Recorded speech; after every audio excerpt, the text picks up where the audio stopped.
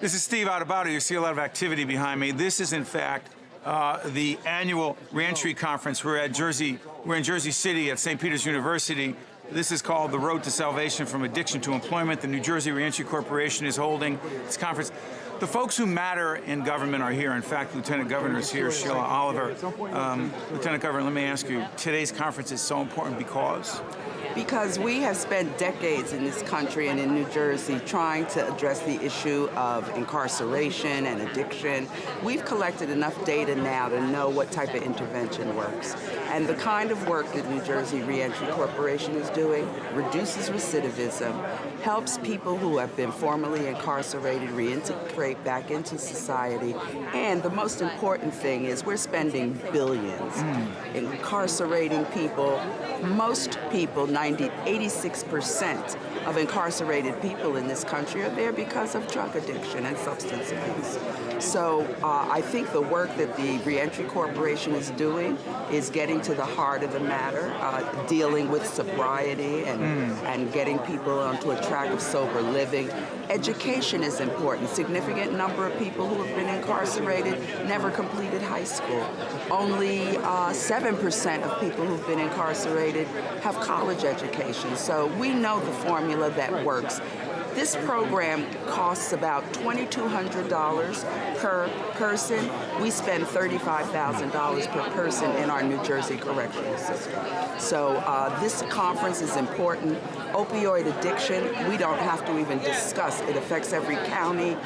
People are grappling with... Across this nation. Across this nation. And, you know, we are on the 95 interstate corridor in New Jersey.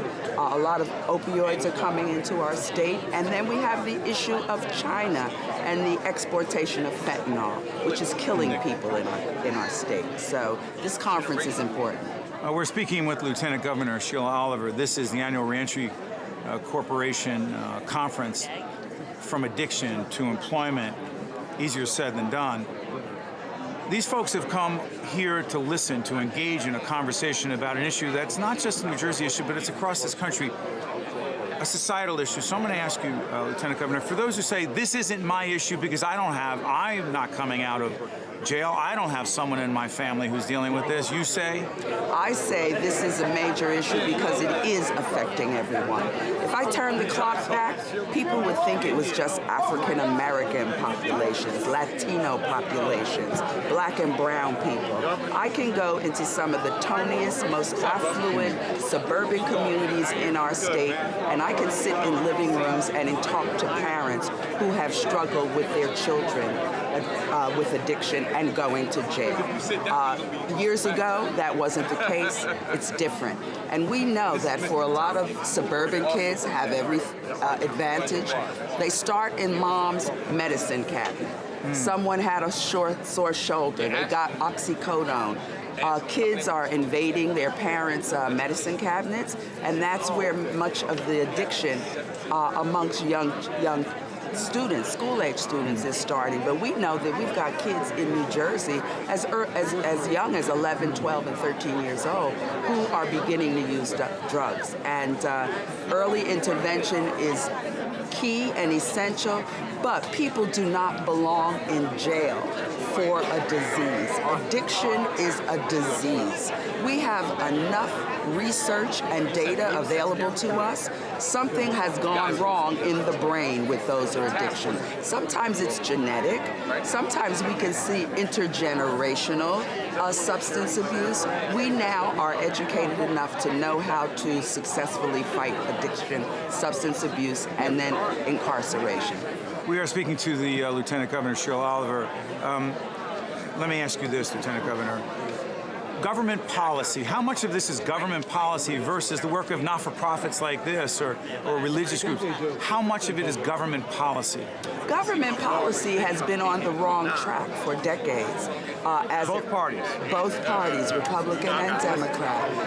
But now there is a recognition. I mean, I look at our U.S. Senator, Cory Booker, who worked across the aisle, who worked with Rand Paul to craft a criminal justice reform bipartisan cooperation, which is rare in the nation's capital. It is absolutely rare, but it is because there is a recognition.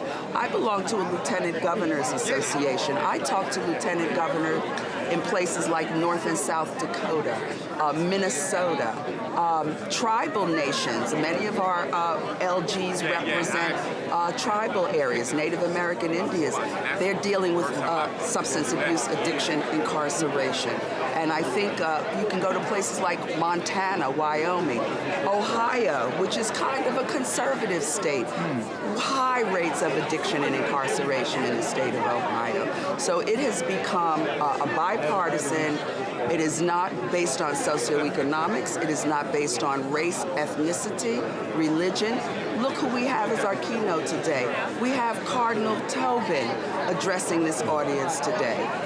So I think that the time has come where people across all sectors are working jointly. I admire Jim McGreevey for the work that he has done, and he is heightening consciousness, and he's changing people's minds about how we deal with this issue. Lieutenant Governor Sheila Oliver, we thank you so much for your time. Thank you, Steve. Thank you. Think Tank with Steve Adubato has been a production of the Caucus Educational Corporation, celebrating over 30 years of broadcast excellence. Funding for this edition of Think Tank with Steve Adubato has been provided by the New Jersey Education Association, Wells Fargo, Horizon Blue Cross Blue Shield of New Jersey, New Jersey Sharing Network, Johnson & Johnson, Guarini Institute for Government and Leadership at St. Peter's University, and by the Fidelco Group. Transportation provided by Airbrook Limousine, serving the metropolitan New York, New Jersey area.